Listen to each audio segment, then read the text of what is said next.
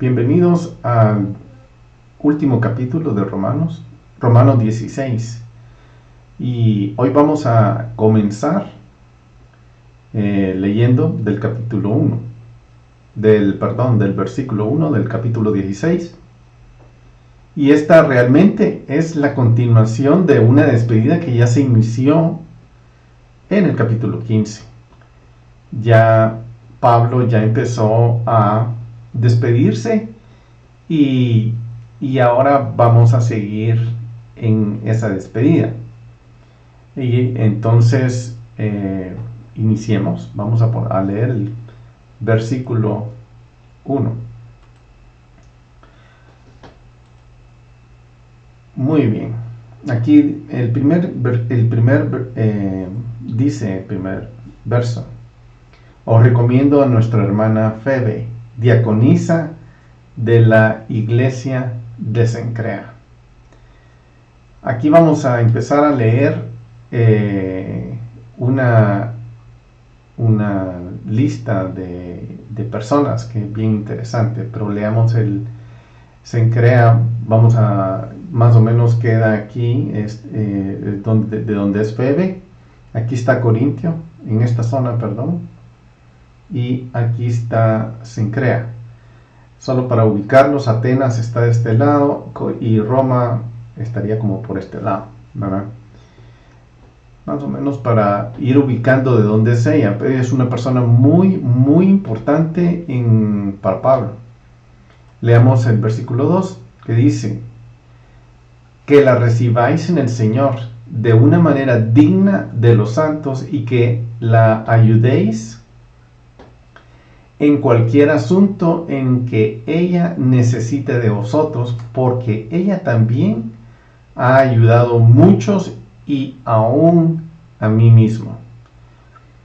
Febe es presentada, Pablo la está presentando como una persona de confianza y está pidiéndole a la congregación que la reciban de una buena forma, que la aprecien, porque ella es una persona que ha ayudado muchísimo en el trabajo de la comunidad de creyentes de Roma.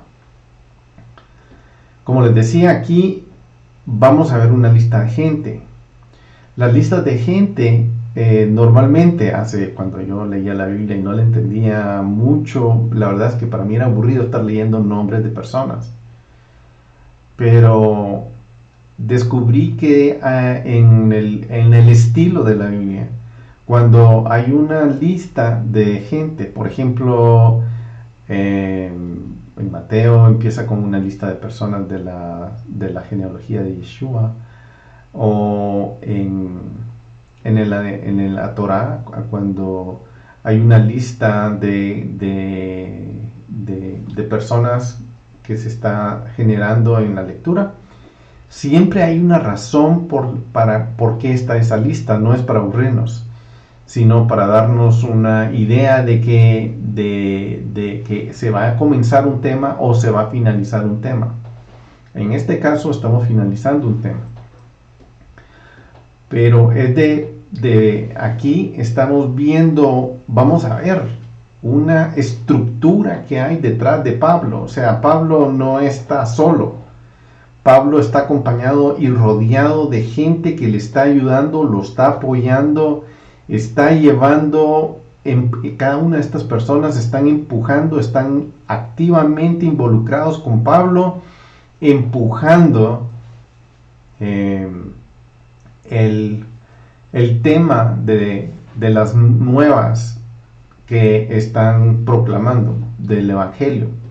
Entonces, es probable que Febe es una de estas personas de las más involucradas. Ella era posiblemente la mensajera autorizada de Pablo. Lo más probable es que Febe era judía, aunque su nombre es griego. Frecuentemente aparece su nombre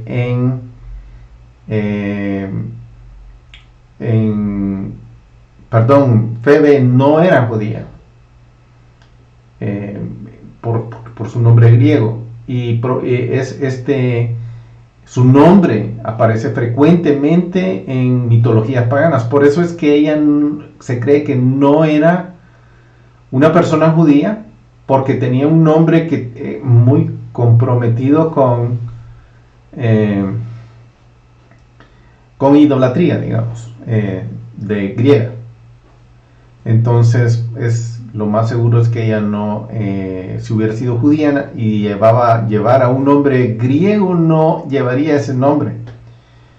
Entonces, pero no importa qué trasfondo tenga, ella se ganó la confianza de Pablo para ser esa persona de apoyo para él mismo. Además, Pablo la reconoce como su hermana Adelfe, que es el nombre griego, ya que está dentro de la familia de la fe. O sea, para Pablo ella es una persona clave en Roma. Febe es una persona clave en Roma, y es interesante, es una mujer. La describe como diáconos, y uso la palabra diáconos porque la palabra diaconisa me enteré que no se usaba en esta época. Habían un montón de diáconos mujeres, entonces de repente, como 150 años después, ya se comenzó a usar el nombre de diaconisa para dirigir ese nombre, para hacer saber que es el nombre de una mujer. Ella era diaconisa de la asamblea, o sea, servía a la asamblea, a la eclesia que se encuentra solo aquí en este nombre y en el versículo 5 de la epístola. Ella, ya dijimos, es de Cencrea, y es equivalente el término de diaconisa a la palabra en hebreo shamash, que es la persona que manejaba los asuntos personales de alguien directamente o diariamente en la sinagoga. Esa persona diaconisa en el hebreo, la palabra que se usaría es shamash. Algunos consideran que ella fue la que llevó la carta a Roma. Hablando de eclesia, aquí eclesia está compuesta, ya lo sabemos, pero lo quiero volver a mencionar. Eclesia está compuesta por dos palabras, ek y kaleo es la otra, kaleo. Ek quiere decir que alguien está siendo llamado desde afuera. Estuve leyendo cuidadosamente este término y me llamó la atención la forma en que está compuesta la palabra. Ek quiere decir llamado desde afuera, y kaleo es llamado, o sea, eso quiere decir que se está llamando desde afuera. Y me llamó la atención porque se aplica a congregaciones religiosas, a sinagogas, a iglesias, a comunidades cristianas. O sea, el término no es exclusivo de iglesia, sino también denotaba o describía también a una comunidad, a una sinagoga. O sea, básicamente es un grupo de personas. No es exclusivo de la iglesia, como nosotros ya lo tenemos quemado en la mente. Y eso son cosas que yo quisiera rescatar, para ir rescatando la pureza, con la pureza con que las escrituras han sido escritas, valga la redundancia. Entonces, es una asamblea, es una iglesia, es una sinagoga de llamados desde afuera. llamados desde afuera. ¿Por qué se está haciendo llamados desde afuera? Cuando yo estaba tratando de analizar llamados desde afuera, ¿por qué se usa ese término? Y se me vino a la cabeza cuando Dios nos anima a que salgamos de Babilonia. Pueblo mío, sal de Babilonia. Llamado desde afuera. Es como que desde afuera se está haciendo un llamado hacia adentro a que salgan. Eso es lo único que se me pudo venir a la mente en cuanto a este concepto. Se está llamando desde afuera. Aquí están tocando el timbre, el perro está ladrando. Están tocando el timbre de mi casa. Alguien está tocando desde afuera. Está llamando desde afuera. Esta es mi casa, pero hay un llamado desde afuera. Algo así es. O sea, yo nunca, lo confieso, yo nunca había estudiado el término, es llamados afuera, pero nunca había como no me había tomado el tiempo de pensar. Pero es alguien que de afuera está llamando. Y ese es como que si lo que yo pude recibir es como que si ese grupo está siendo llamado desde afuera. O sea, ¿hacia dónde hasta dónde estoy siendo llamado? ¿Hacia adentro? No, hacia afuera. Que salga de Babilonia. Y va con el término, porque Babilonia quiere decir una trampa religiosa, de cualquier índole, no solamente de una forma, de cualquier índole. El punto es no estar yo atrapado en esa trampa. Entonces, ese es el término. Quería traer el término porque aquí se usa mucho en el Nuevo Testamento, pero generalmente el término iglesia es exclusivo de un grupo de personas que no es judío, y esa no es la aplicación del lenguaje. El lenguaje no se usa así. Por supuesto que actualmente así lo entendemos, porque así se nos ha dicho, pero en esta época no era usado así. O sea que si Pablo está llamando a Eclesia hacia Roma, a ese grupo, a esa congregación, a esa asamblea que estaba en Roma, está usando el término correcto, aunque fueran judíos, porque es un término que se aplicaba a sinagogas también, indiferentemente. Y eso es lo que estoy como tratando de que tengamos en la mente. Porque hoy en día no se usa el término tal y como yo lo estoy explicando, pero ahí lo voy a dejar. Bueno, si bien es cierto, regresando a la palabra diáconos, si bien es cierto que la palabra diáconos se puede usar en un sentido general de siervo con respecto al pueblo de Dios. Por ejemplo, en Mateo 20:26 dice: no ha de ser así entre vosotros, sino aquel que quiera entre vosotros llegar a ser grande será vuestro servidor, será vuestro diáconos.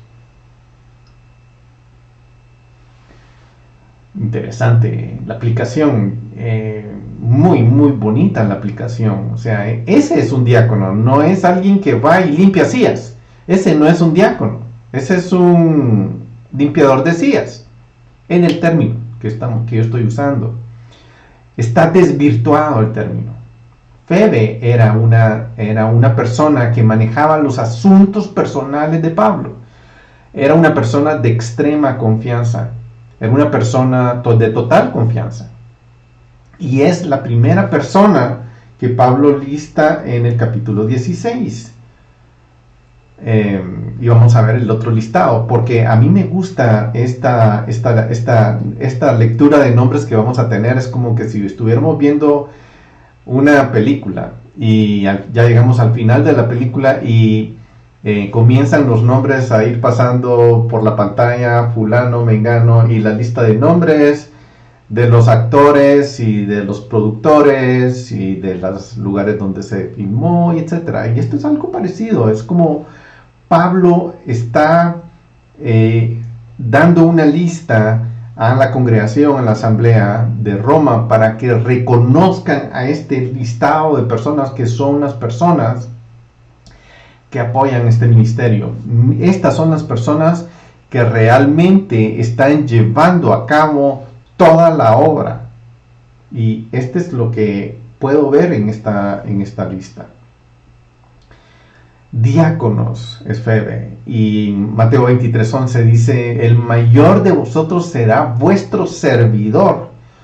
O sea, aquí ustedes, ya lo leí, pero si yo dijera el mayor de vosotros será vuestro, y una línea para que ustedes llenen, ustedes nunca pensarían en la palabra diácono, pero o sea, es el diácono, eso es el servidor. Pero cuando pensamos en un diácono, no pensamos en esa persona que yo puse es como que no es el que es más grande en el reino de los cielos, es el que sirve.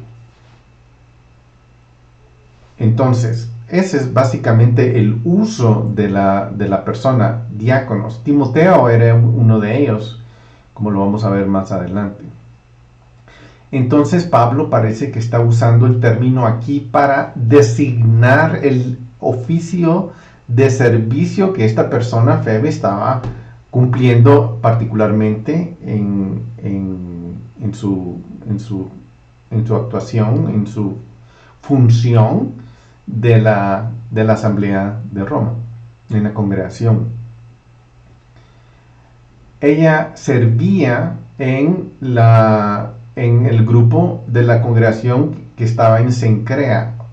O sea, Pablo anduvo por Corintios, anduvo por Cencrea, anduvo por toda esa zona de Asia Menor, y él era muy conocido, claro, en los lugares donde él iba, en las congregaciones donde él estaba. Y eso es lo que está pasando aquí. Entonces, ya vimos dónde quedaba Cencrea, quedaba en el sureste de Corintios. Diácono se convirtió en un término más oficial en la iglesia cristiana emergente en el siglo II. Como digo, no existía como hoy, y como tal vez en nuestra escritura estaba el nombre de diaconisa en el versículo 1, en la escritura de este capítulo que estamos leyendo. Pero en la carta original no estaba el término así. Ahora se han ido arreglando esos términos, pero yo no sé si eso desarregla más que arregla. Pero ya ven, cuando uno ya va a investigar, ya hay cosas ahí que uno dice, ajá, ¿y por qué lo arreglaron? Vamos a ver más adelante de este capítulo, hay un caso similar.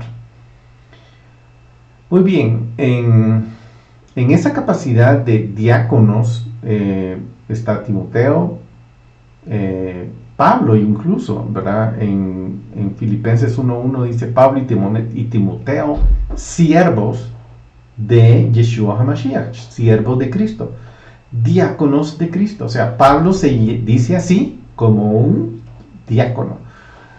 No, él era un apóstol. Bueno, él se está llamando aquí diáconos. O sea, siervo es el que sirve en el reino de Dios, y no es una función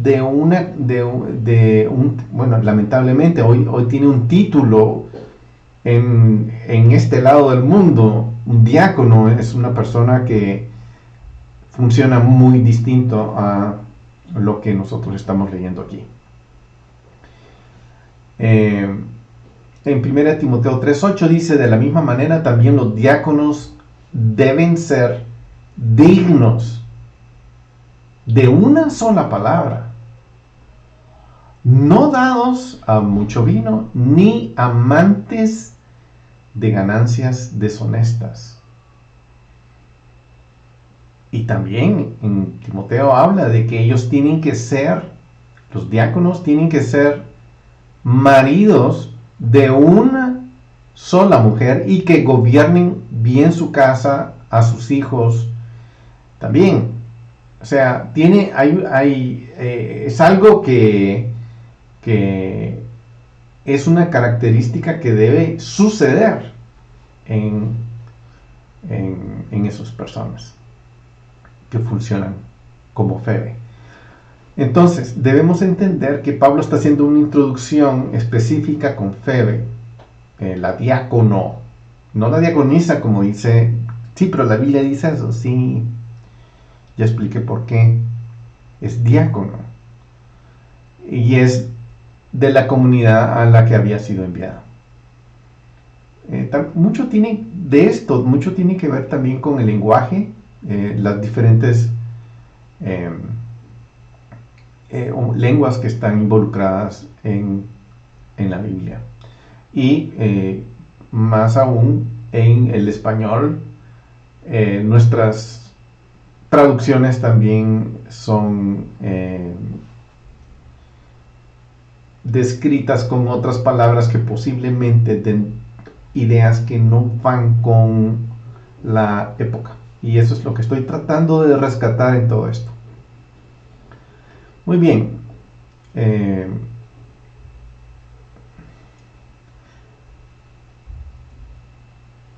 Aquí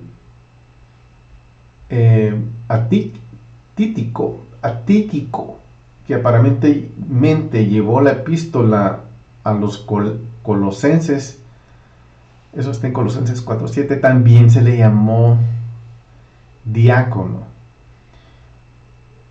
Y como dije, a Febe se le describe como diaconisa, como que si la palabra griega diáconos fuera femenina, pero en realidad diáconos es una palabra masculina.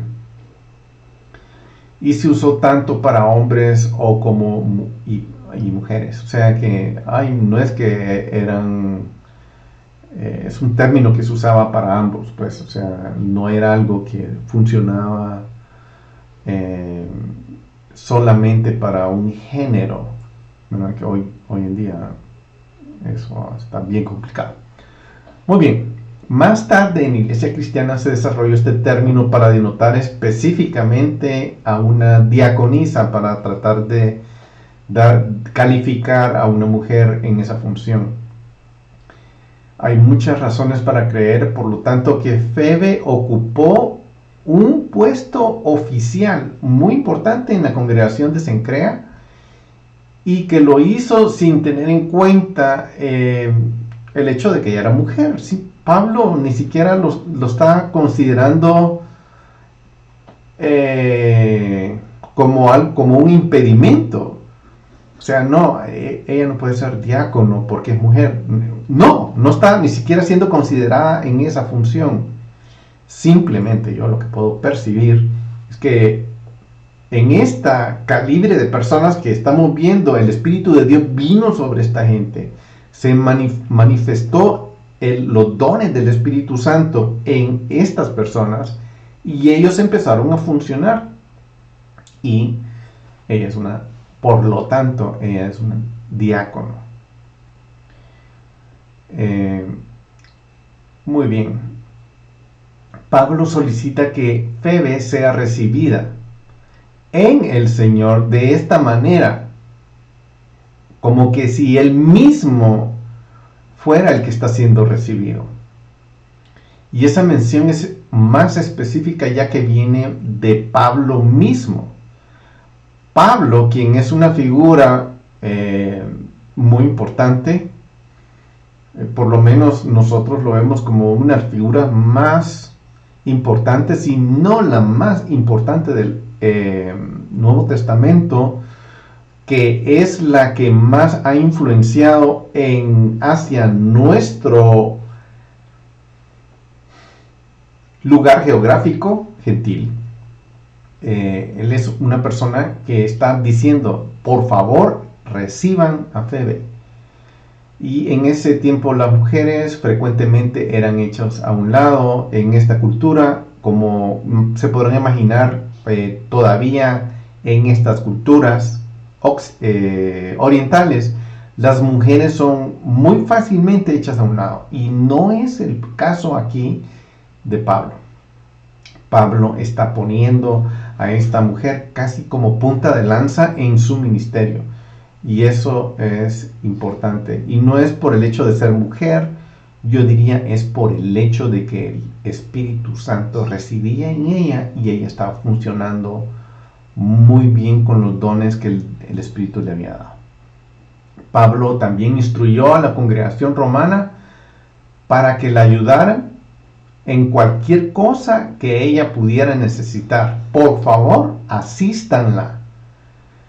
Y deja esta naturaleza precisa de la misión como ministerio, de lo que ella hace, pero es posible que el uso del término protastis, que es ayudante, pueda vislumbrar en asuntos de cortes o asuntos legales. O sea, ella es la ayudante. Ayudante viene de una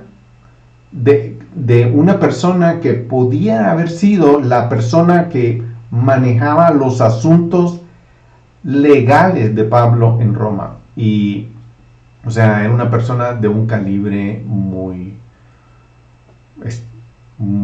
elevado, o sea, muy educada, estudiada. Ahora veamos el versículo 3. Saludad a Priscila y Aquila, mis colaboradores en Cristo Jesús. 4. Los cuales expusieron su vida por mí, a quienes no solo yo doy gracias, sino también todas las iglesias de los gentiles. Vamos al 5.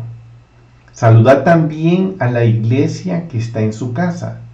Saludad a mi hermano Epeneto, que es el primer convertido a Cristo en Asia. Muy interesante, Epeneto. Muy bien. Aquí empieza con Priscila y Aquila, que Prisca también es un nombre que está en la Biblia que se refiere a ella, a Priscila. Priscila y Aquila siempre se mencionan juntas en las escrituras apostólicas, aunque no siempre en el mismo orden. Está en Hechos 18:18. Primero está Priscila y después Aquila. Ahí habla de que ella se embarcó en Siria y iban Priscila y Aquila con él. Y en Cencrea se hizo cortar el cabello porque tenía hecho un voto. Y también en el versículo 26 del capítulo 18 de Hechos habla también que y Pablo empezó a hablar con denuedo en la sinagoga, pero cuando Priscila y Aquila lo oyeron, lo llevaron aparte y le explicaron con mayor exactitud el camino de Dios. En 2 Timoteo 4:19 también saluda a Prisca y Aquila. Aquí está el nombre Prisca, que se presume que es Priscila, es la misma persona, que estaban en la casa de Onesíforo. En Hechos 18:2 también está en 1 Corintios 16:19. No lo voy a leer porque si no se me va a alargar mucho. El orden en que es dicho realmente no importa. Aquí se describe como un judío Aquila en Hechos 18:2, y probablemente deberíamos suponer, siendo un judío, que Prisca también era judía. es presunción por Aquila. La pareja viajó con Pablo a Éfeso, donde permanecieron y conocieron al sabio judío alejandrino Apolos, con quien tuvieron un diálogo muy provechoso e instructivo. El hecho de que Pablo los identifique primero como sus colaboradores muestra que no tenía idea que tendría gente tan fiel a él participando en su llamado. Pablo tenía gente muy, muy especial.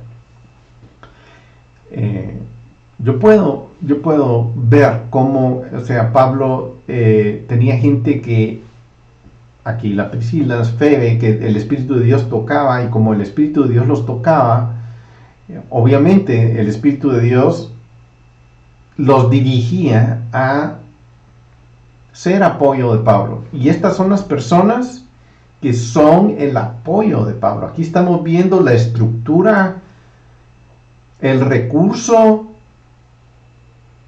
humano que Pablo tenía. En esta descripción con la que termina Pablo, es muy interesante ir viendo esta comunidad de personas importantes que le daban a Pablo todo tipo de apoyo logístico, todo tipo de apoyo espiritual, todo tipo de apoyo moral, todo tipo de confianza en que él podía andar en todos estos lugares. Esta es la persona, esta es la logística, este es el VIP, las personas muy especiales alrededor de Pablo, los que estaban realmente ejecutando el ministerio, y son personas que no se oyen, no se reconocen como tales, pero Pablo lo está haciendo. Pablo está diciendo: reconozcan a estas personas como personas que están son muy importantes en nuestras asambleas. Cuando dice saludad a mi querido hermano Epeneto, que es primer convertido de Cristo en Asia. Epeneto se menciona en otra parte en las escrituras apostólicas. Perdón, no se menciona en otra parte, solo es en esta carta. Su nombre es griego y probablemente él no era judío por la naturaleza del nombre. Era muy griego, era una persona que un judío, en otras palabras, no buscarían ponerse ese nombre.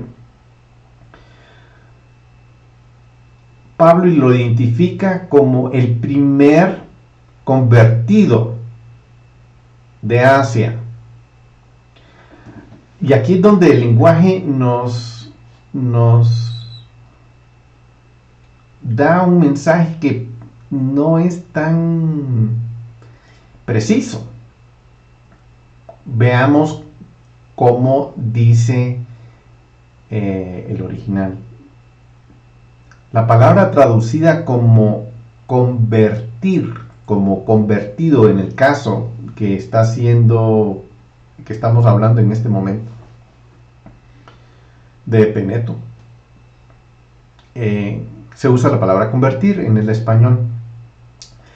En el griego es aparche, y esta palabra ya la he mencionado antes, cuando vimos el capítulo 11, estuvimos hablando de esta, que es primicias. Primicias es un concepto judío muy importante.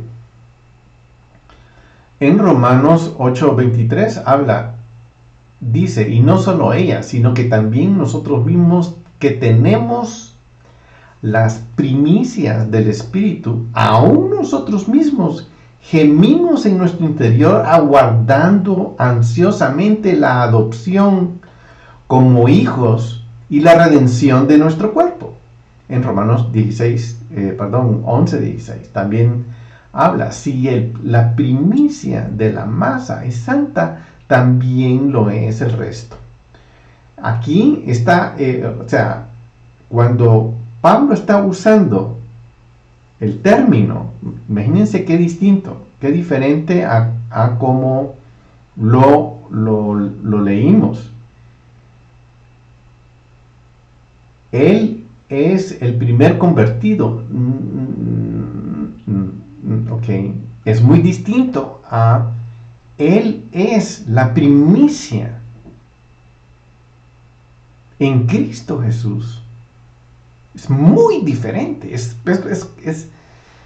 sea, la expresión es muy distinta en griego.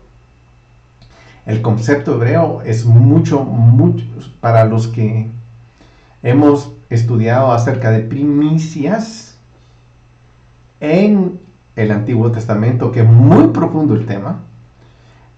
Podemos ver que Pablo está poniendo a Epeneto como una persona ejemplar en el Espíritu. Es la primicia en el Señor. Personas como esa, Epeneto, son las que tienen que haber, son las que tenemos que ir viendo. Imagínense qué interesante. No el primer convertido, como dice, o sea,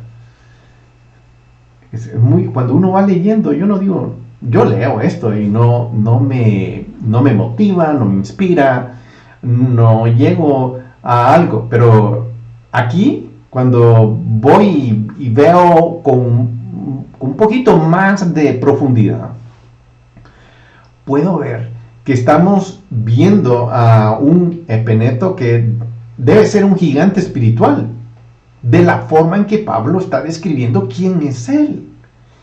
Él es la primicia en el Mesías en Asia Menor. Ahí no dice menor, pero en Asia. En la zona de Corintios, en la zona de Filistea, en la zona de Colosenses o Colosas, etcétera, en Barea, en Cencrea. Este es un hombre ejemplar. O sea, aquí Pablo nos está dando nombres que nos indica que tienen una función espiritual que está empujando el reino de Dios a través de la unción del Espíritu Santo. Muy bien, vamos al versículo 6. Saludad a María, que ha trabajado mucho por vosotros.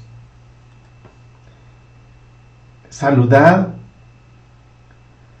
a Andrónico y a Junias, mis parientes y compañeros de prisión, que se destacan entre los apóstoles y quienes también vinieron al Mesías antes que yo. Andrónico es un nombre griego, otra vez, que se da entre los miembros de la casa imperial. El nombre Junias ha suscitado no poca controversia en los últimos tiempos, ya que dependiendo de su acentuación podría ser un acusativo de Jounia, que es un masculino, o de un Jounivan, que es femenino. Muchos comentaristas han optado porque es masculino, puramente por motivos contextuales, razonando que apóstol no se puede asignar a una mujer. Pero esto es, o sea, ahí dice, ellos son mis parientes, compañeros de prisión, se destacan entre los apóstoles, o sea, no puede ser mujer. El nombre puede bien indicar que es una mujer, pero no puede ser apóstol. Y aquí es donde entra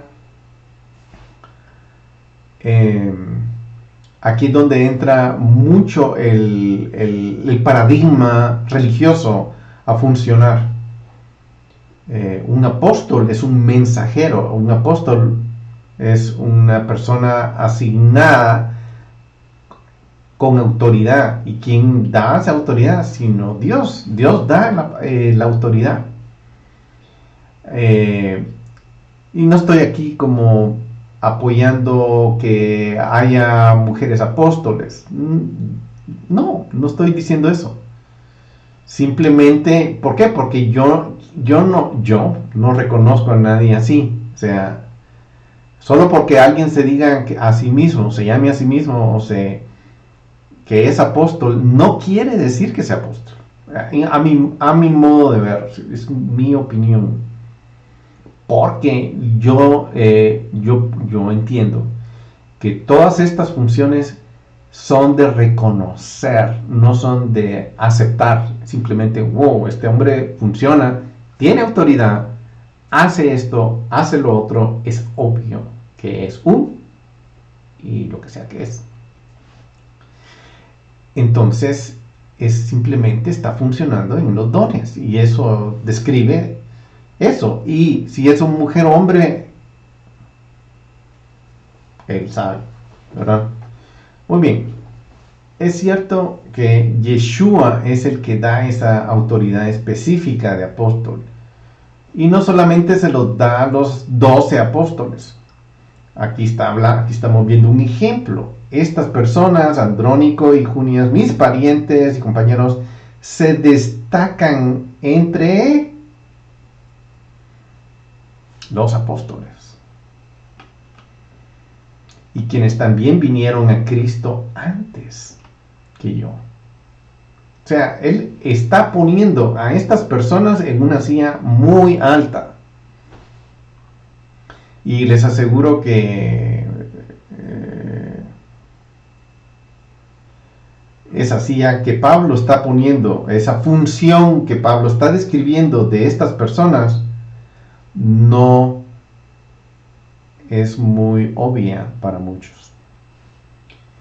Muy bien, Andrónico y Junias, en este versículo puede ser que Andrónico y Junias hubiesen sido marido y mujer, ya que viajaban juntos y habiendo sido enviados como una misión específica, teniendo autoridad necesaria para completar esa misión. Como digo yo, el Espíritu Santo es el que está detrás de ellos. Ellos están funcionando en los dones, que es suficiente para reconocerlos como sea que son reconocidos.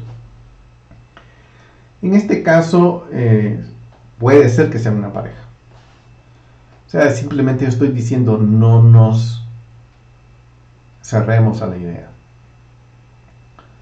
Es más, Pablo, que Pablo los refiera a ellos como parientes, indica que Pablo los conocía como judíos, y posiblemente por tener una conexión con la comunidad judía de la que él era parte. Además, el hecho de que sufrieran encarcelamiento con Pablo fortalecía la idea de que habían trabajado en la fundación de congregaciones en la diáspora, en las regiones de Asia.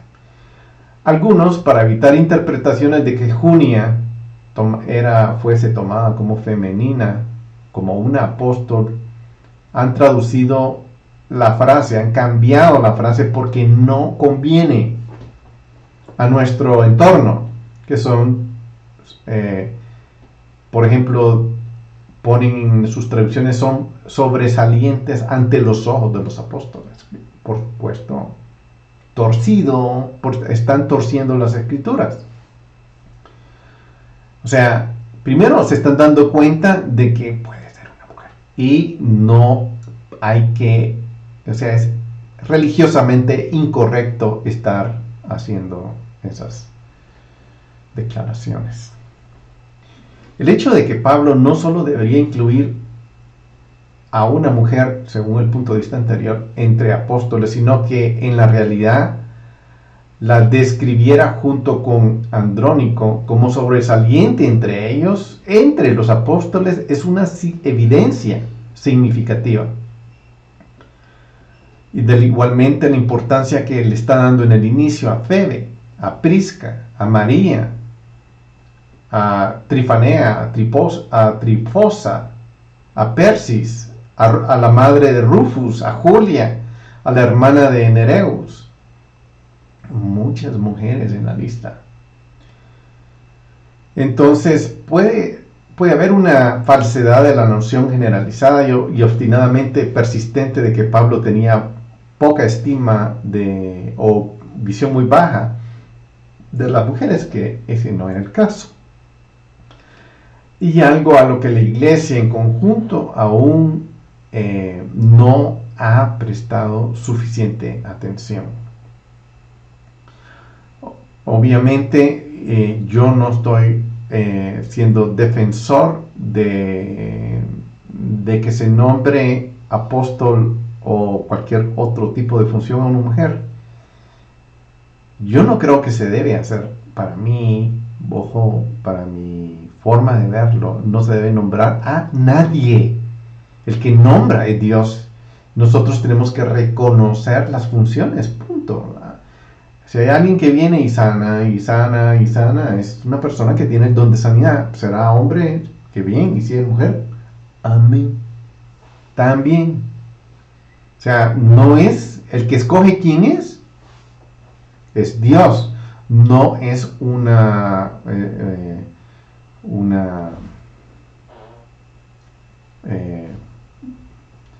se me fue la palabra, board of directors, no es un grupo de personas que va a decidir quién es quién en el ámbito espiritual. Yo creo que ya está mi punto muy bien ampliado. Veamos el versículo 8, dice: saludad a Apeles, mi querido hermano en el Señor.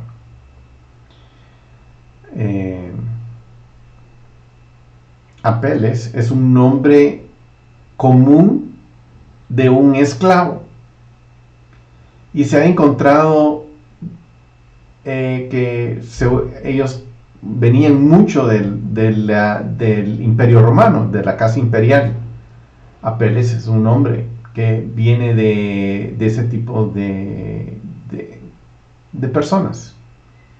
Algunos suponen que este es Ampliato, que fue el que introdujo el evangelio en la casa que le pertenecía a Flavia Domitila, sobrina del emperador Domiciano y esposa de Flavio Clemente.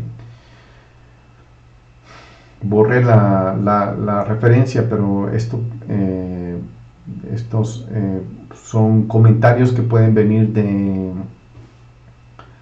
de Flavio, un comentarista romano. El versículo 9 dice: saludad a Urbano, nuestro colaborador en Cristo y mi querido hermano perdón, Estaquis. Sus nombres son nombres de esclavos comunes que se encuentran entre los miembros de la casa imperial. O sea, aquí estamos viendo Pablo está tomando nombres que posiblemente ante la sociedad romana no tienen una influencia social, pero ante el Espíritu de Dios, que es lo que venía diciendo. Tanto Urbano es aprobado por Dios, o Estaquis es aprobado por Dios, y Apeles también, que son nombres que vienen de una clase social no muy alta para los estándares humanos, pero Pablo les está dando su lugar, y yo estaba pensando de repente cuando estaba leyendo, wow, qué increíble es.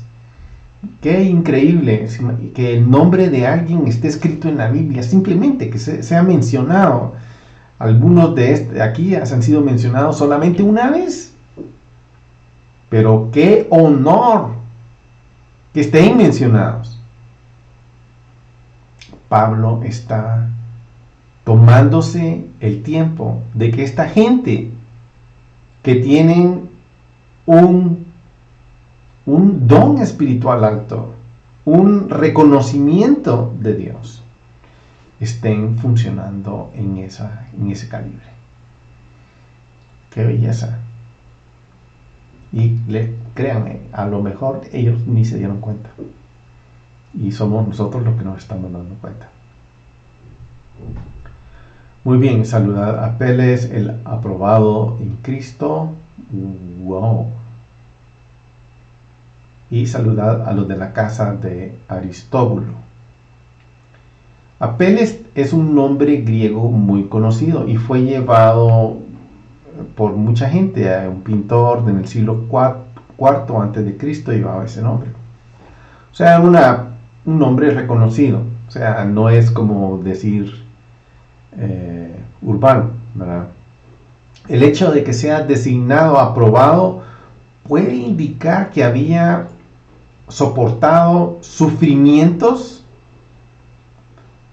por Cristo, que hubiese sido perseguido y además fue aprobado. O sea, es una persona que nos ha mostrado, o sea, el hecho de que él es aprobado por el Mesías es porque seguro que pasó tribulación por estar llevando el mensaje. También saludan a la familia de Aristóbulo. Lo interesante es que no saludan a Aristóbulo, pero sí a la familia de él. Pareciera que posiblemente o ya se había muerto el señor Aristóbulo o posiblemente no era un creyente en el Mesías. Algunos piensan que podría haber sido el nieto de Herodes el Grande, hermano de Agripa, quien murió entre el 45 y el 48 después de Yeshua. Si este fuera el caso, entonces la familia seguiría llevando su nombre, una familia que sin duda había muchos miembros judíos en él.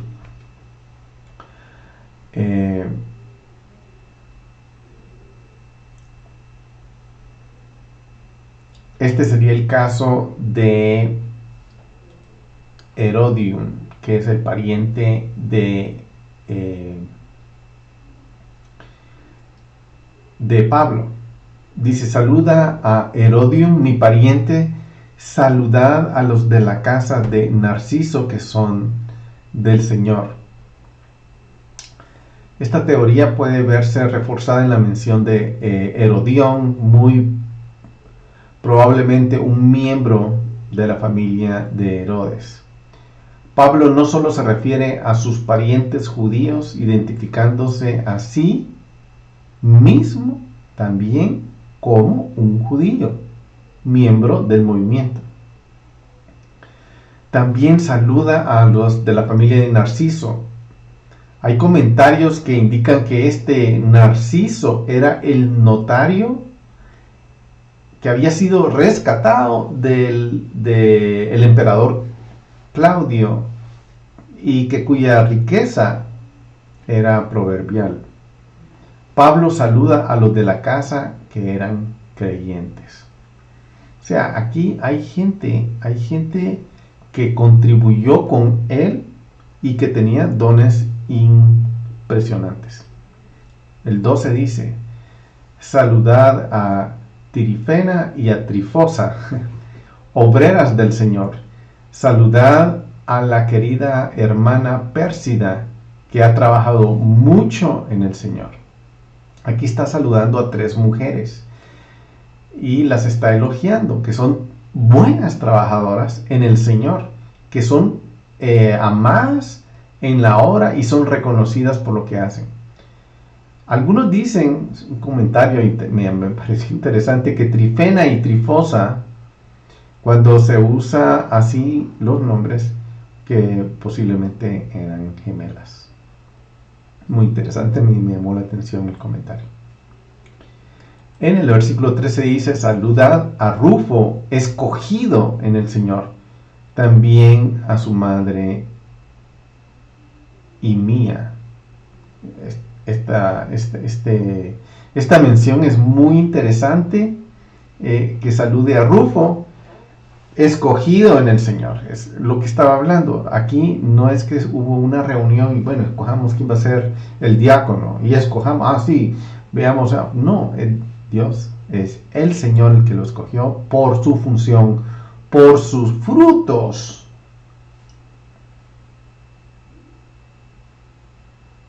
Los conoceréis. Y saluda a su mamá y mía. Le está diciendo, wow, este Rufo era un nombre común. Marcos 15, 21 está cuando Simón Cirene va a ayudar a Yeshua para llevarle a la cruz. Él era el padre, Simón Cirene, del padre de Alejandro y Rufo, a quien llevará a la cruz de Yeshua. Aquí tiene al nombre de Rufo hay un calificativo, escogido, realmente, que también quiere decir elegido, o sea, hay escogido, elegido, ese es elegido en el Señor. El Señor eligió a este hombre a llevar esa función.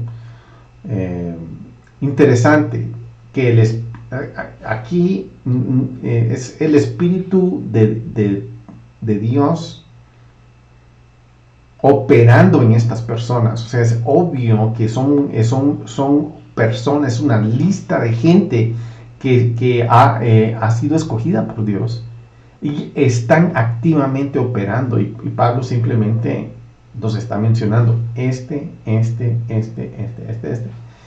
y esta persona.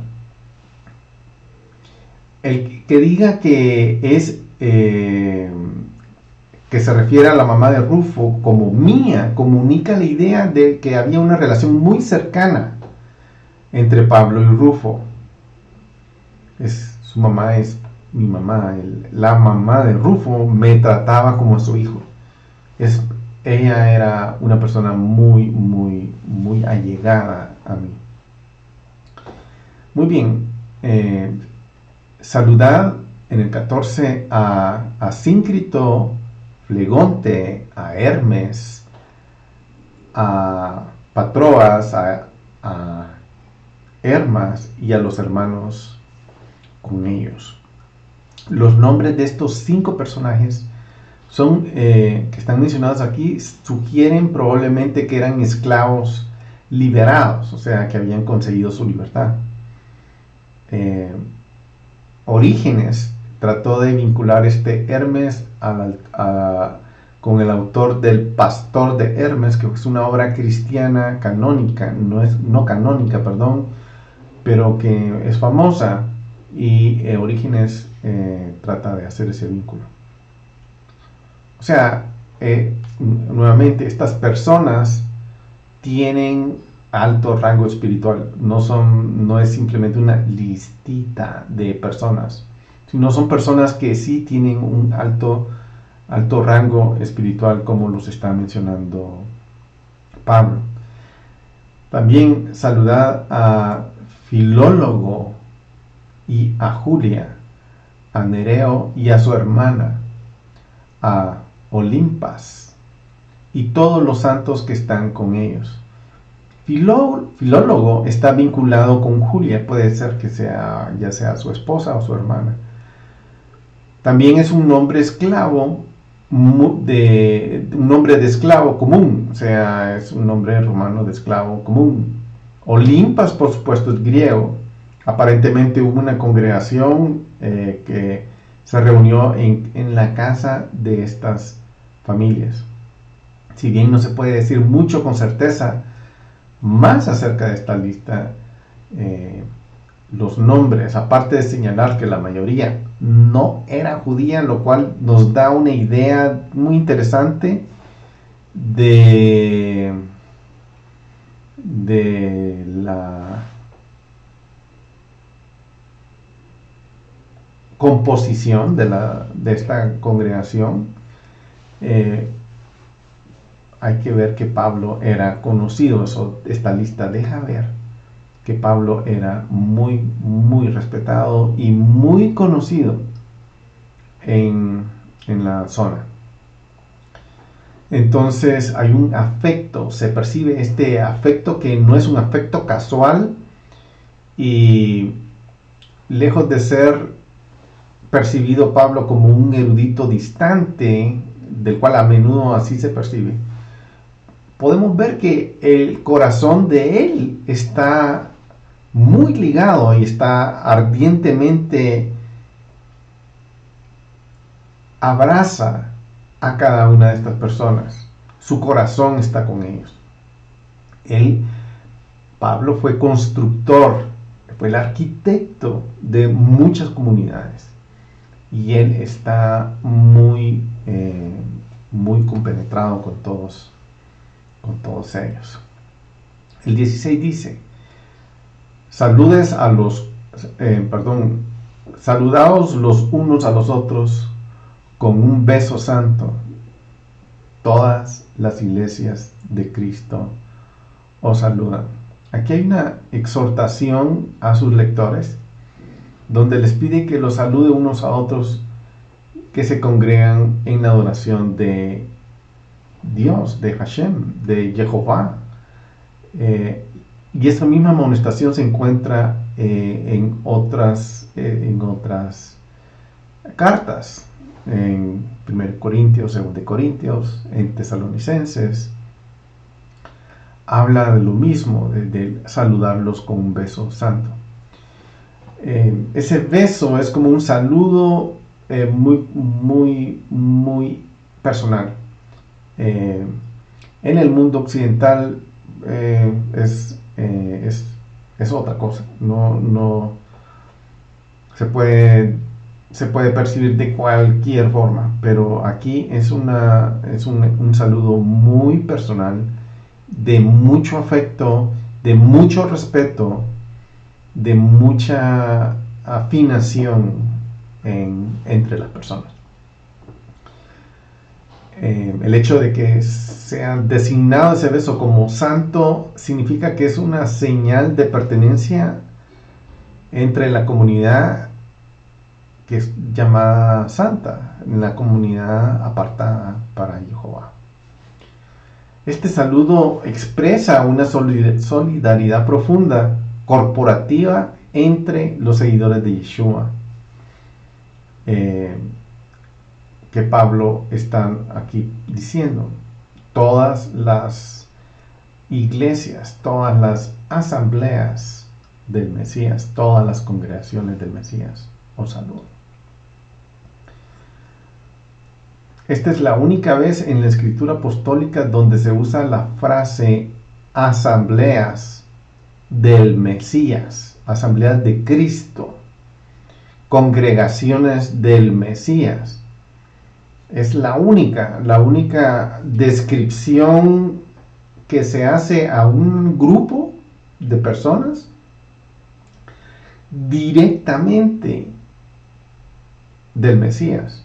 Es evidente que estas congregaciones mesiánicas o cristianas, según el término hebreo o el griego, que es lo mismo lo que acabo de decir, ya tenían esta identificación, esta distinción, y es obvio que es porque fue cultivada a través del Espíritu Santo. Estas congregaciones cristocéntricas, literalmente mesiacéntricas, eran cultivadas por el Espíritu de Dios. Miren todo lo que estamos sacando de los nombres, ¿verdad? De los que Pablo tenía su logística para hacer llevar el mensaje y la carta y todo lo que él ha hecho alrededor de toda esta zona.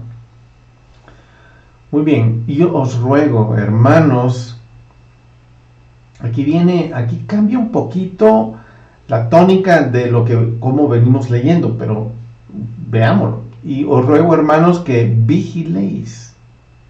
Aquí viene una advertencia a los que causan disensiones y tropiezos contra las enseñanzas que vosotros aprendisteis y que que os apartéis de ellos. Vigila a los que causan disensión y tropiezo. Aquí sucede un cambio abrupto, muy drástico. Está en una lista de saludos y de repente hay un cambio de mentalidad. Las ideas son literalmente cortadas. Venimos en una tónica de estarnos saludando y de estar animando y poniendo los nombres de personas, y de repente hay un cambio abrupto de individuos. Obviamente no está nombrando a nadie, lo cual es muy interesante. No está diciendo aquel y fulanos. ¿Por qué? Porque son personas que posiblemente tienen posibilidad de cambiar, de arrepentirse. Entonces Pablo está terminando sus saludos personales en el verso 16. Y aquí está haciendo exhortaciones de último minuto. Es como que alguien se está muriendo y dice, bueno, esto es lo más importante que se me ocurre, que por favor, es como, esta es una carga que tengo en mi corazón que la tengo que decir. Obvio, es casi ese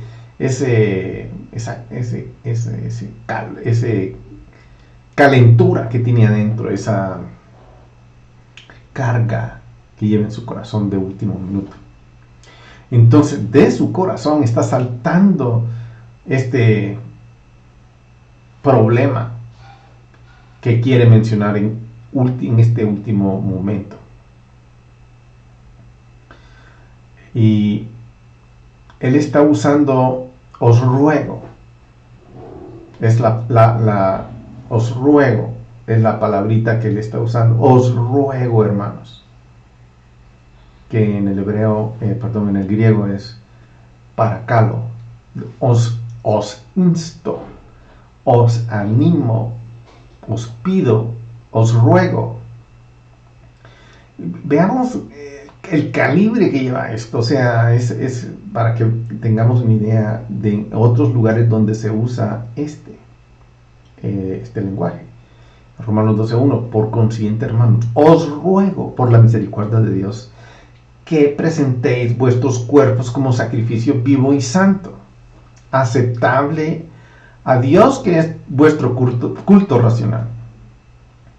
Os ruego, pongan estas ideas en su mente. Es como, os insto, no pase esto de ustedes. No estoy hablando algo ligero. Es lo que puedo ver.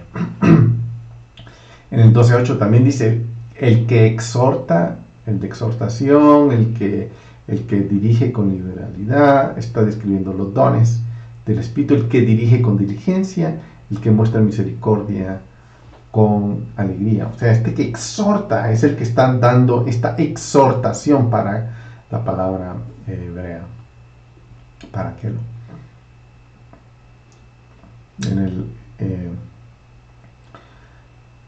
Entonces, no se sorprende aquí. Él está hablando de algo muy fuerte que está sucediendo. Es obvio que habían lobitos adentro de la congregación, lobitos disfrazados de ovejas. Entonces Pablo no quiere terminar su carta sin antes mencionar esto. Este es un factor determinante que debe suceder en la congregación, y es que la asamblea tiene que estar unida. Y es como que es algo que no deja dormir a Pablo, es como que está en su mente. La disensión es algo que no es bueno. Obviamente aquí estamos hablando en la sinagoga entre los judíos y los gentiles. La disensión es algo que tenemos que eliminar de nosotros. Y está Pablo aquí amonestando a combatir esta disensión. Y esto es lo que pasa en las congregaciones, aquí yo estoy hablando de entre romanos y gentiles, pero entre gentiles y gentiles abundan los ejemplos. Pero es algo que se debe eliminar. Os ruego, hermanos, que vigiléis a los que causan disensión y tropiezos contra las enseñanzas que vosotros aprendisteis. Esta frase vigiléis se traduce como scopein y se usa en otras partes. Veamos el uso, por ejemplo, en Lucas 11. Mirad pues que la luz que hay en ti no sea oscuridad. Vigila que la luz que hay en ti no sea oscuridad.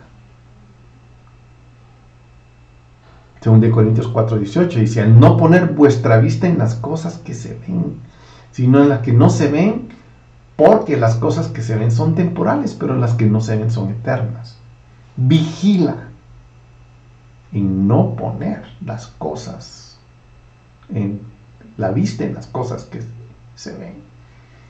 Estad atentos, vigila que no hagas eso. Si alguno es sorprendido en alguna falta, vosotros que sois espirituales, restauradlo. Vigila que si alguien es sorprendido en alguna falta, restauradlo. Y estas son las advertencias y estas son las frases que Pablo usa en las diferentes cartas con esta misma palabra. Vigila de no buscar tus propios intereses, sino más bien busca los intereses de los demás. Filipenses 2:4, no buscando cada uno sus propios intereses. De ahí sale toda la frase. Hermanos, sed imitadores míos, vigila a los que andan según el ejemplo que tenéis en nosotros. Mira que ellos estén haciendo lo que estamos haciendo, y si no lo están haciendo, no son de nosotros. Ese es el sentido de vigilar, observar, mirar, que no estar con los ojos abiertos. Ten los ojos abiertos. No caigas en que aquel dice que es el bueno. No, míralo, vigílalo, ve tú, míralo tú, obsérvalo. Eso está en ti, porque el discernir la unidad, que ese es el problema que Pablo tiene en esta última amonestación que está haciendo, lo que le parte a él, lo que no lo deja dormir, es la disensión.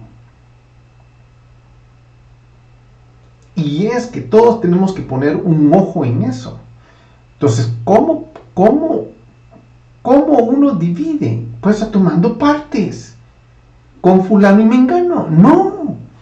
La única parte que podemos tomar es la parte de las Escrituras. Nosotros, yo vigilo, yo veo, yo miro, yo entiendo. No tomar partes.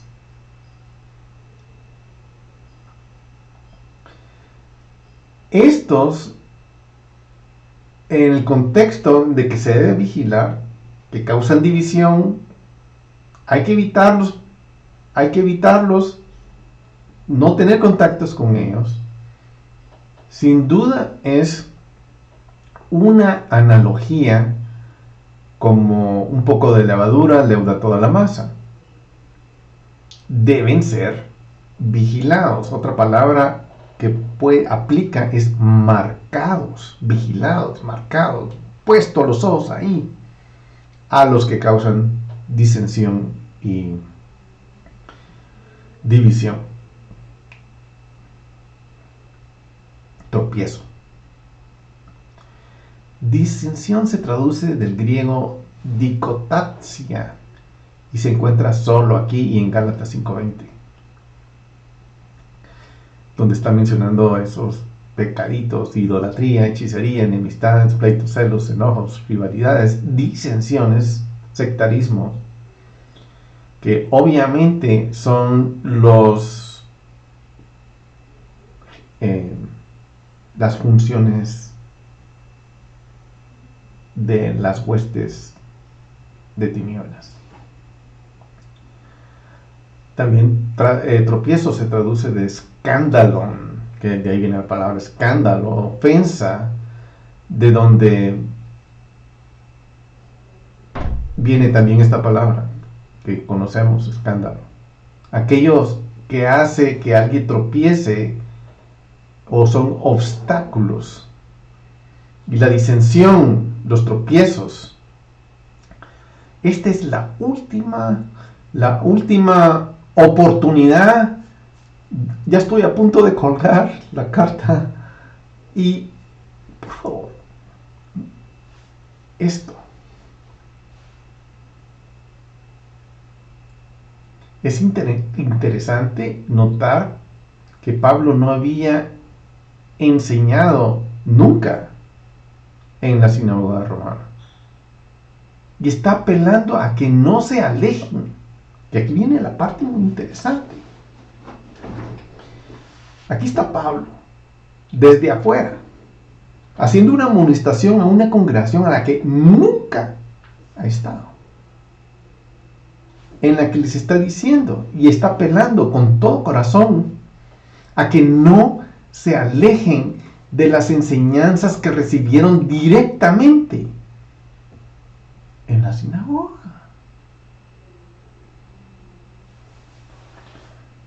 Piensen, Pablo nunca ha estado ahí, pero ellos han sido instruidos. Es una sinagoga seria, muy reconocida. En el principio dice que son muy obedientes, muy estimados en la fe. O sea, es una sinagoga muy educada, muy dotada por las escrituras. Pablo está apelando a que no se alejen de ahí. Es obvio que estas eran enseñanzas muy bien establecidas.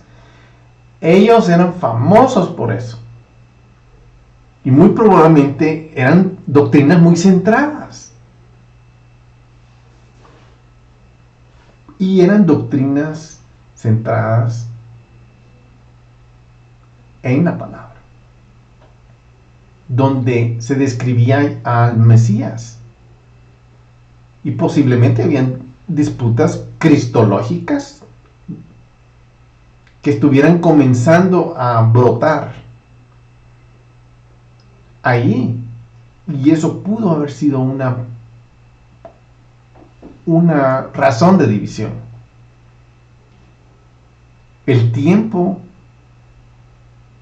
de revelación ya llegó, como decía en Gálatas 4:4, que dice: pero cuando vino la plenitud del tiempo, Dios envió a su Hijo, nacido de mujer, nacido bajo la Torá, y el Mesías había sido revelado. O sea, en las congregaciones, en la sinagoga, estaba ese concepto. Ellos lo sabían. Pablo se los está diciendo. Entonces surge esta amonestación de estar vigilando, que nadie puede estar haciendo tropiezos, y nadie debe, y esos hay que apartarlos.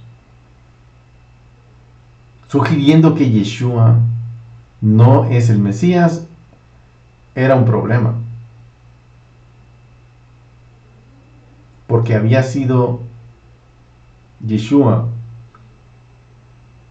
no había conquistado Roma y él había sido ejecutado con una muerte muy humillante en la cruz.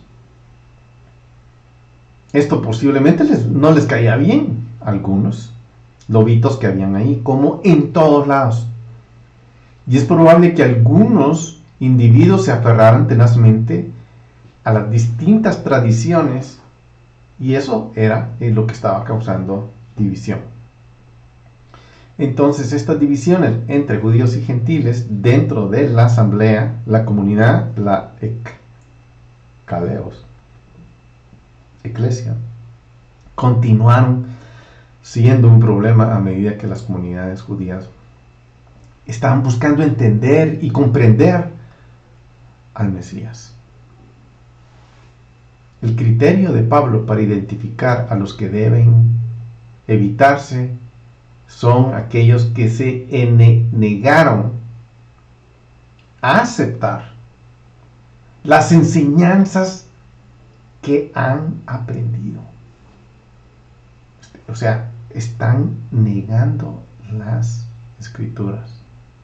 Es obvio que son gente estas que no están profundizadas en las escrituras como Pablo lo era.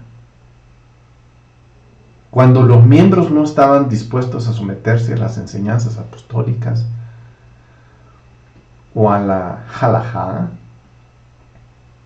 que ellos estaban interpretando de las escrituras, debían ser vigilados estas personas y debían ser evitados.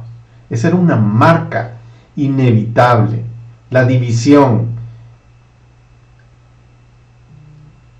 en medio de la sinagoga.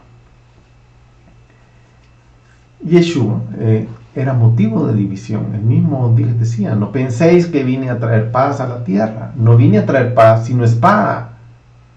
Porque vine a poner al hombre contra su padre, y a la hija contra su madre, a la nuera contra su suegra. Y a los enemigos del hombre serán los de su misma casa. Y en ciertos casos, incluso la verdad es piedra de tropiezo. Como decía Pablo en el capítulo 9, que ellos no iban por la verdad, por fe, sino ellos lo hacían sin fe y tropezaban en la piedra de tropiezo. Y aquí pongo en Sion una piedra de tropiezo y una roca de escándalo. El que crea en él no será avergonzado.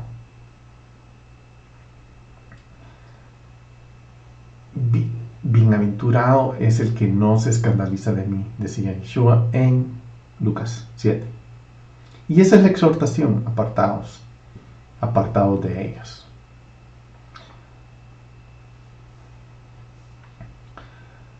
Porque los tales son esclavos, dice me voy al 18.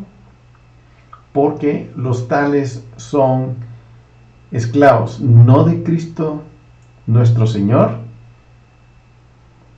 Estas personas que causan división son esclavos no del Mesías, nuestro Señor, sino de sus propios apetitos, y por medio de palabras suaves y lisonjeras engañan los corazones de los ingenuos.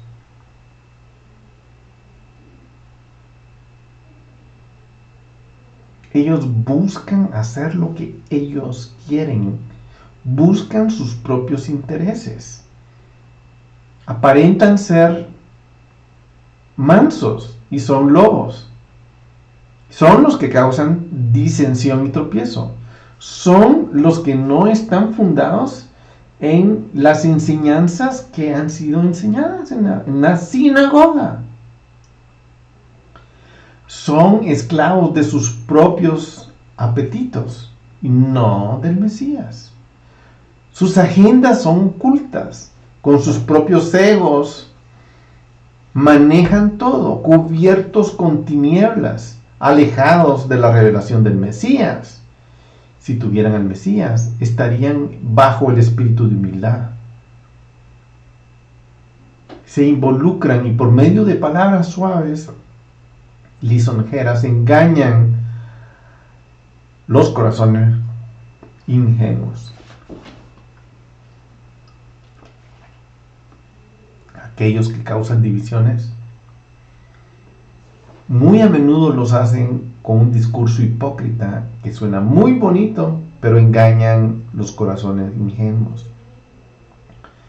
Bueno, aquí hay dos problemas. Uno, que hay quienes intentan engañar y hay quienes son engañados. Acacos quiere decir ingenuos, de sencillo corazón.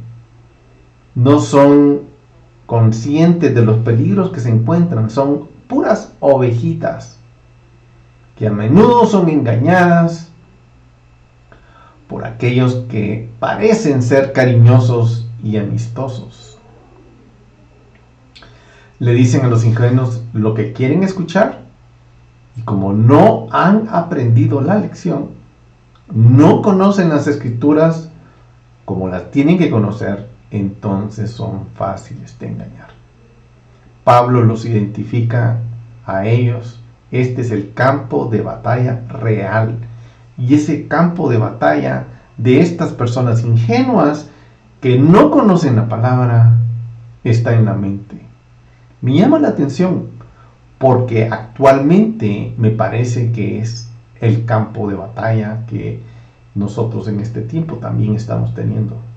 El problema está en la mente de los de la congregación, y no puede ser iglesia o puede ser sinagoga, no importa. No conocemos la escritura como la tenemos que conocer. Y ese tipo de personas son fáciles de engañar. Entonces ellos manejan los temas, manejan las narrativas a su propio antojo, buscando su propio deseo, tuercen la verdad para engañar. Y estos son los peligrosos que Pablo está diciendo a estos: evita. Porque la noticia de vuestra obediencia se ha extendido a todos. Por tanto, me regocijo por vosotros, pero quiero que seáis sabios para lo bueno e inocentes para lo malo. Muy bien, aquí lo dije hace poco, la sinagoga era reconocida por su obediencia. Cuando Pablo estaba saludándolos, le dijo: le doy gracias a Dios por medio de nuestro Yeshua HaMashiach, porque ustedes son conocidos por todo el mundo por su fe. O sea, esta era una congregación que aparentemente conocía las escrituras. Era una congregación ejemplar. Muy lejos de Israel, pero era una congregación de personas que eran ejemplar. Por tanto, les anima a ser sabios en lo bueno. Esto quiere decir que uno puede hacer buenas obras a otro, pero si no se hacen en sabiduría, esas buenas obras pueden tener un resultado contrario. Hay que ser sabio en lo bueno. Inocente, que es akeraios, significa ese en griego, significa ser puro, ser inocente. No es necesario haber experimentado el mal para evitarlo. Aquí hay una buena garantía para proteger a nuestros hijos y familias del mal que invaden nuestra sociedad. Estar apartados y no estar familiarizado con la decadencia social de nuestra época es una gran bendición para nuestra familia. La palabra de Pablo aquí tiene un paralelo con Mateo 10:16. Mira, yo os envío como ovejas en medio de lobos. Por tanto, sed astutos como serpientes e inocentes como palomas. Y el Dios de paz aplastará pronto a Satanás debajo de vuestros pies. La gracia de nuestro Señor Yeshua HaMashiach, Jesucristo, sea con vosotros. Y aquí ya está terminando. Aquí Pablo está revelando esa raíz que está dentro de la congregación, que está haciendo estragos.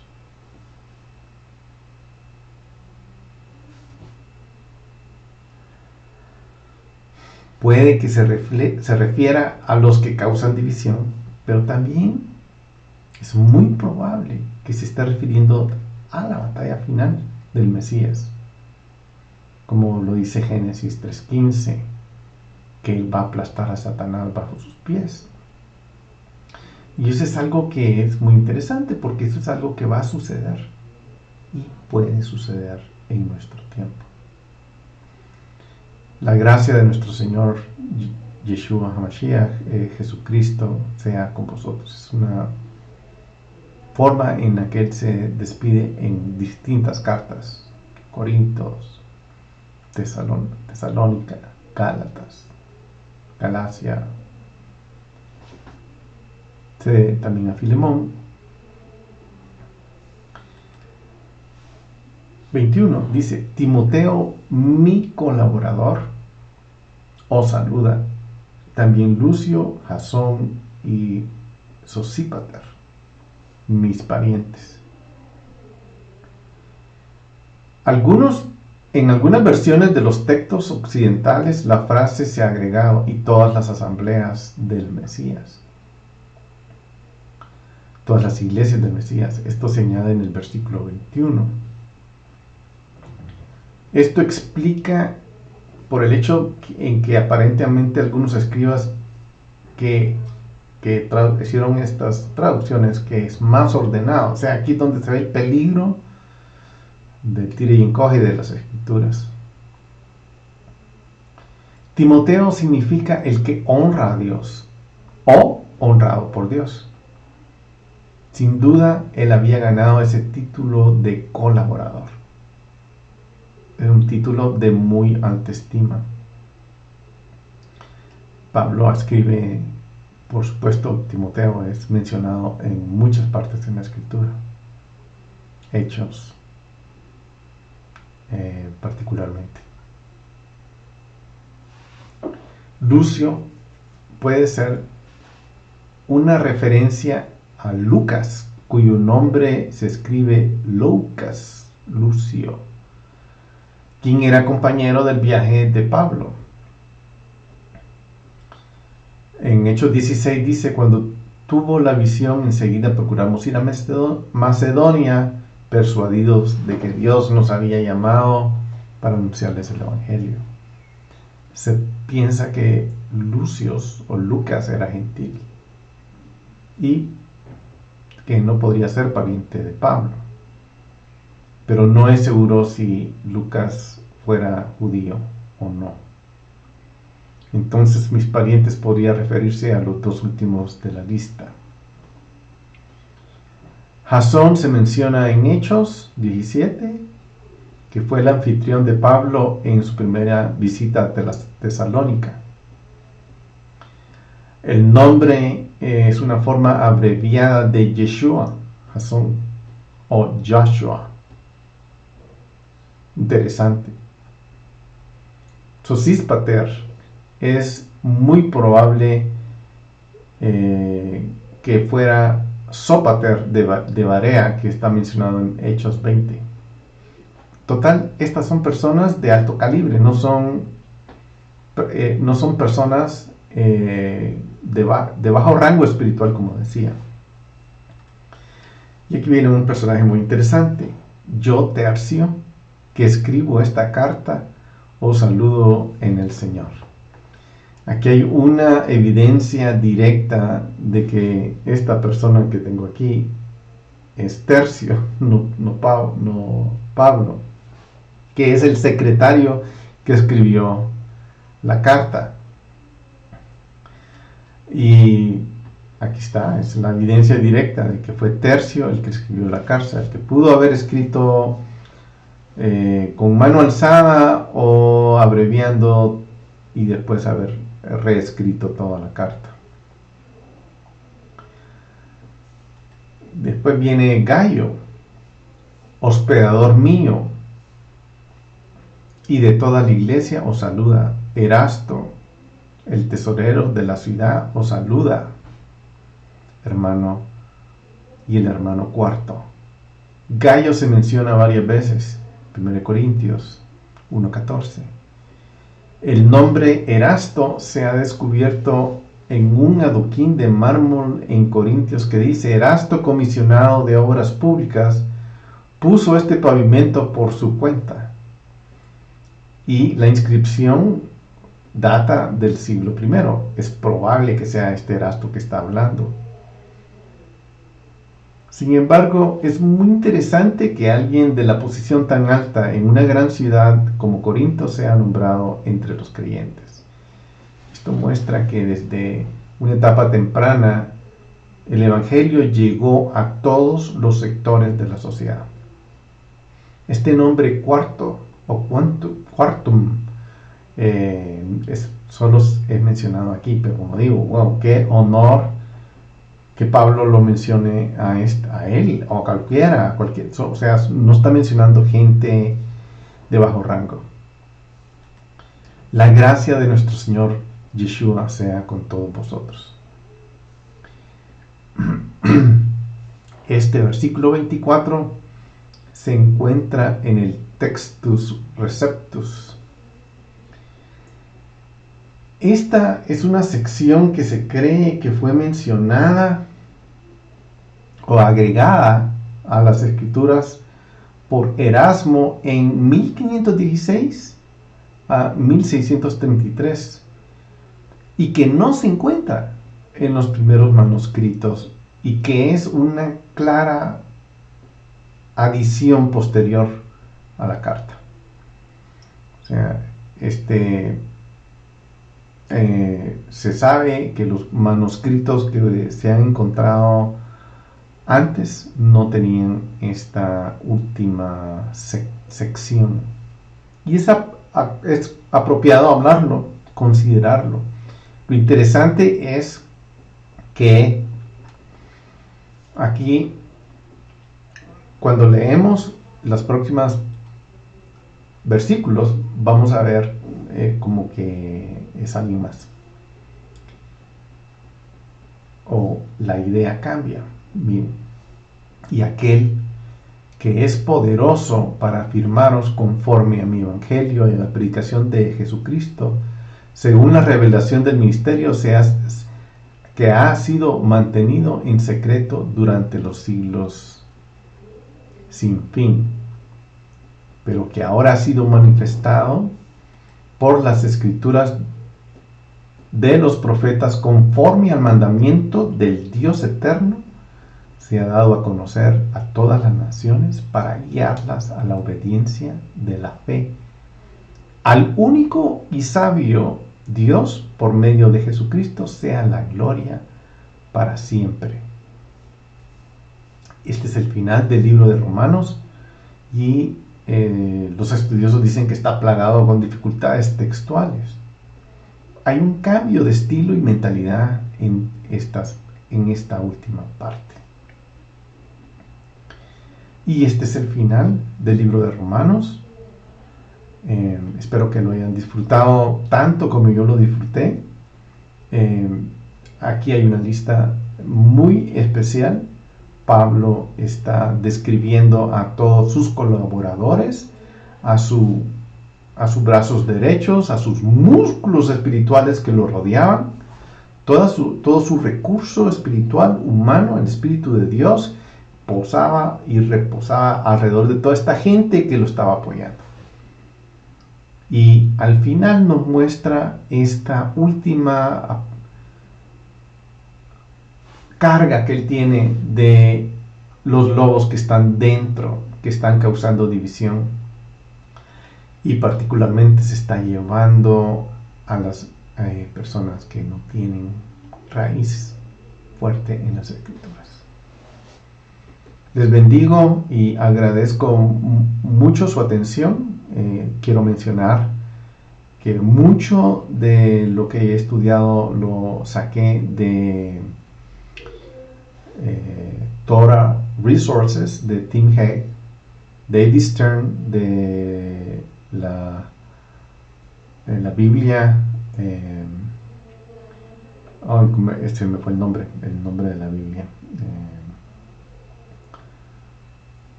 La Biblia completa judía, The Jewish Complete Bible.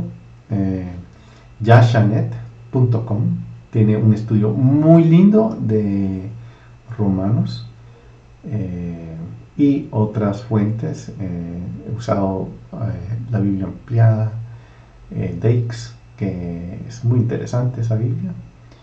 Y les agradezco por su atención y les bendigo. Espero que el Señor obre en todo lo que hemos hablado y disfrutado. Bendiciones y que el Señor les guarde.